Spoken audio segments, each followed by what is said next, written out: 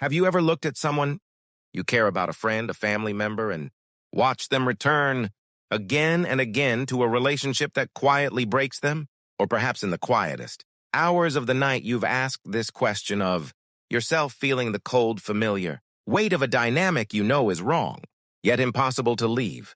We are not talking about dramatic Hollywood abuse.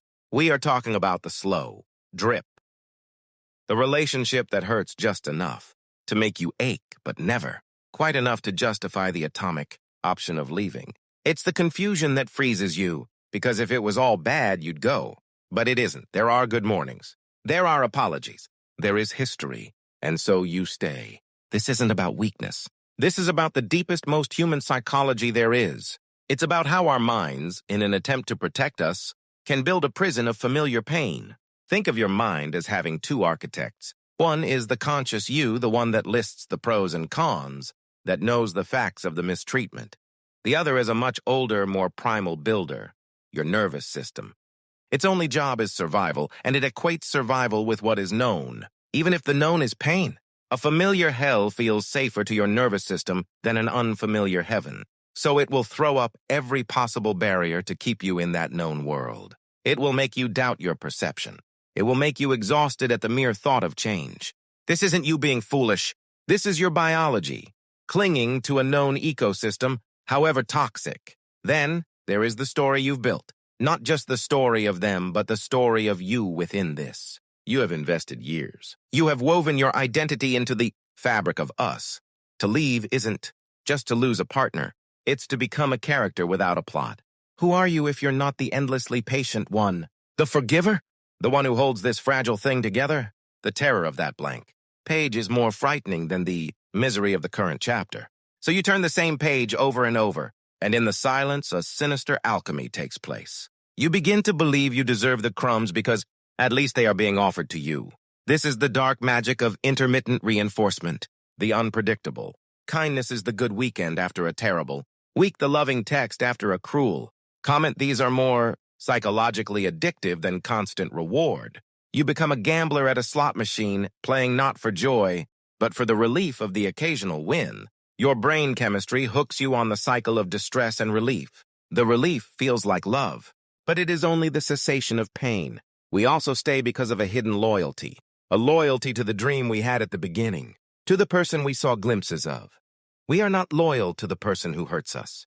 We are loyal to the ghost of who they could be, the phantom of the future we were promised. We mourn a future that never arrived, and letting go of that dream can feel like a death we must grieve before we can move. It is often easier to stay with the living ghost than to bury it, and let's speak of the practical chains, the shared apartment, the pets, the children, the finances, the terrifying arithmetic of splitting a life. These are not excuses. They are real walls, but often they are also shelters we hide behind, because they are concrete reasons we can point to, so we don't have to face the more terrifying, formless reasons, the fear of being alone. The fear that this is, in fact, as good as it gets. The fear that the problem was you all along. So what is the way out? It never starts with a grand explosion. It begins in the quiet. It begins the moment you stop asking, why don't they change? And you ask, why have I accepted this for so long? It begins with a tiny act of rebellion against the familiar pain. Telling one true thing to one safe person. Writing one honest sentence in a journal that no one will ever see. This hurts me. You must build a new familiar. Piece by tiny piece outside of that relationship. A coffee ritual alone. A rekindled old hobby. A conversation with a friend where you don't edit the truth. You are building a new neural pathway.